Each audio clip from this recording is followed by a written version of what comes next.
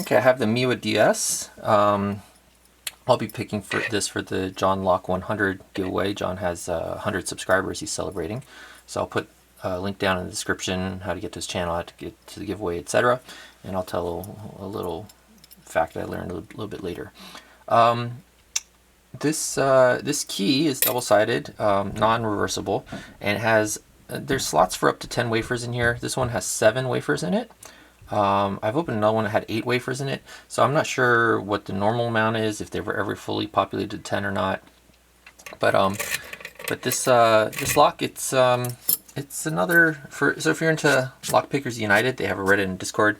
This is a blue belt lock, a good alternative to like the American 1100. It also jiggles really well, so it's nice for learning kind of what you're looking for there. And I've picked it one time. So I'll see if I can do it again. Let me see, can I? Yeah, just trying to make sure my hand's out of the way. And what you're gonna find, I think I felt this one bind front to back. So yeah, this first one is binding, it's not moving at all. So we'll go ahead and, it's a weird angle, click it down. And there we go, a little click out of it. And now it's just moving freely. So these wafers, you can think of them like T-pins, in that you set them, and a lot, not all of them, but a lot of them you set them, and then you're going to set some others, and you're going to come back and you're going to have to set them again to get them off that there's like a ledge. So like a stepped ledge. All right, second one's binding here. Got a little click out of it, maybe a little plug rotation. Fourth one on the bottom. Click out of that. I think fourth or fifth, I don't know. These ones back here are not binding, so let's check the top. One right here is binding. Let's go ahead and lift that guy up. Click there, some plug rotation. Check that he's yeah, he's free now. Bottom number 1, free 2, free 3, free. Towards the back here. I'm using a Peterson hook number 1. It's got like a flat end to it, which is nice for getting on these. Alright, something towards the back feels like it's binding. Click there. And let's check towards the front again. First one's not binding. Second guy now. No. Check that top one.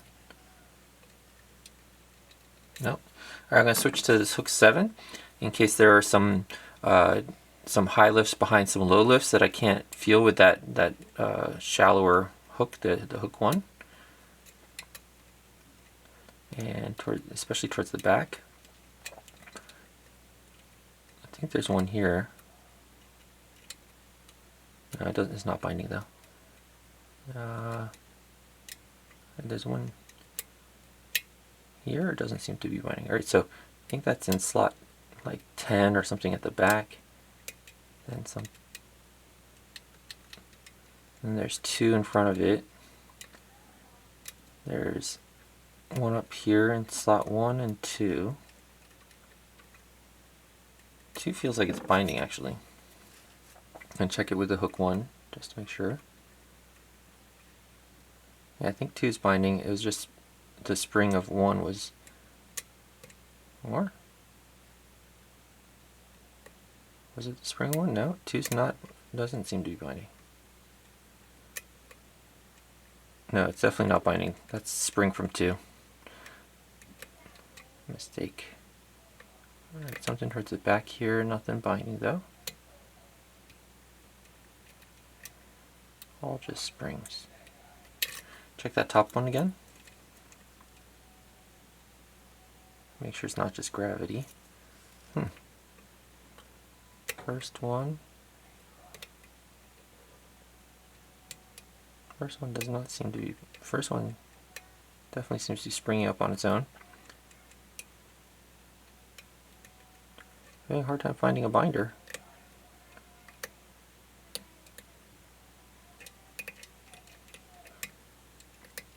With this flat hook, sometimes it can be hard because maybe you'll feel spring from a wafer in front pushing there, and then the one that's actually a binder is here, but you're feeling the spring from something pushing it further back. And that's why I tried to do this one, but this one doesn't have a front nice flat tip. So because it's rounded, It's a little harder to stay on the wafer and make sure you're not just rolling off of it and mistaking that for a non-binder.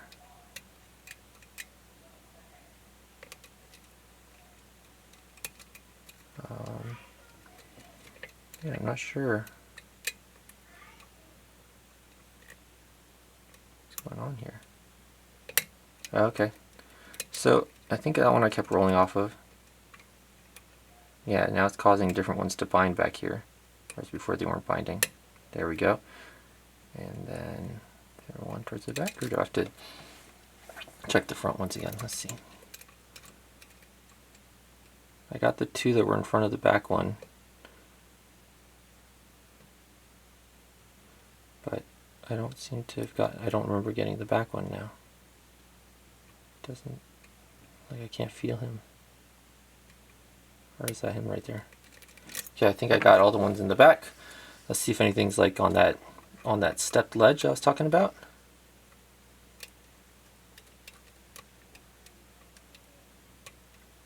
Things needing a second. Alright, that fourth one might have been a second click. Let's check this top guy.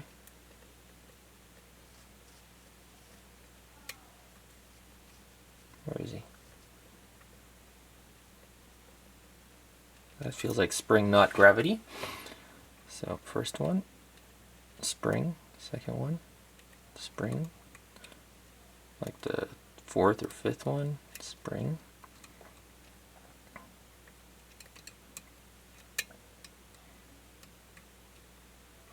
I have to use this for the back ones, the steeper hook. They seem to get in each other's way a lot. Back here. Like I said, I only picked it once before, so I don't like to have a lot of practice before I go on film.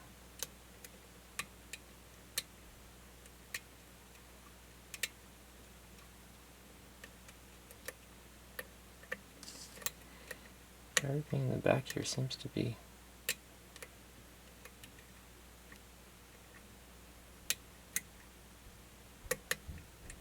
I'm going to turn up the tension. Maybe they're dropping back down after I picked them because I wasn't using much tension. Could be. Never know.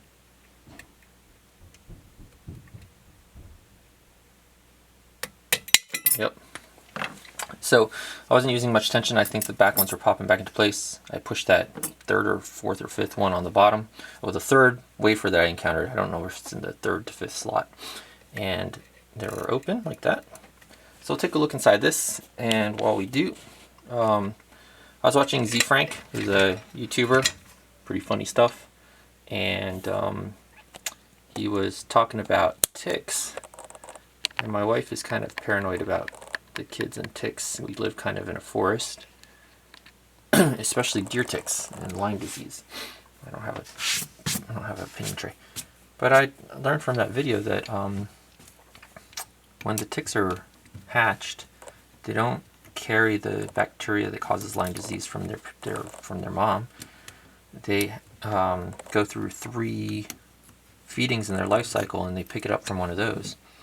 And they get them from mice or other small rodents. I don't know which ones, but not all of them carry the disease, the bacteria. And then they have to get to you right after one of those meals. The bacteria go dormant in their stomach and then get awakened by the human blood. But if they go on a deer, at least according to what I watched, the bacteria die. So if you get bitten by the one after it's gone on a deer, it's been cleansed.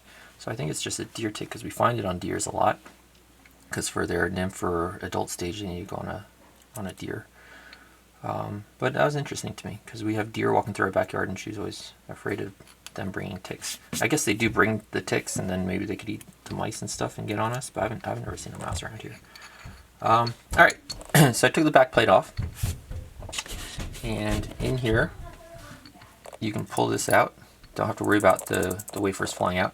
There are 2 like holder bars in here. They can come out as well. Sometimes they come out with the thing, so you just slot them back in here. And that's what these wafers lock on, and stops it from turning like that, right? And if you pick it to the ledge, that. And I'll show you some of those wafers, what they look like. So here, hopefully you can see that these wafers drop down like that, right? That one's not a good example of, I think this one might be a good example if you can see it. In fact, that's the one that I pushed last. It drops down to this ledge here, and then it gets stuck there, and you push it out to that ledge. Or actually, you push it, and it drops to that ledge, and you push it some more, and then you're clear. Right? So looking at this, these are the ones I had to push down on. Right? So I had to push down on the first one, second one. There's nothing in the third one at all. You can see it's clear all the way through. And the fourth one I pushed down on. And then there's nothing in the, oh no, yeah, there's nothing in the fifth slot there. You see it's clear. The sixth slot I pushed up on. And I pushed down on seventh, and then the eighth you can see was behind a, oh, this is one I had to push pretty far, and then I pushed that one just a little. And then the 10th slot, 9th slot was empty. So there's 7 wafers. 1, 2, 3, 4, 5, 6, and then one on the bottom, 7 in this particular one, but you can see there's slots for 10. In any case, congrats to John Lock on 100 subs. And just to put this back together, you want the bottom of the V facing left is how these come. And you drop that in, and you see it gets stuck. Won't go all the way in sometimes, and you can just push down on the wafers to slide it all the way in. Put that back on, like this.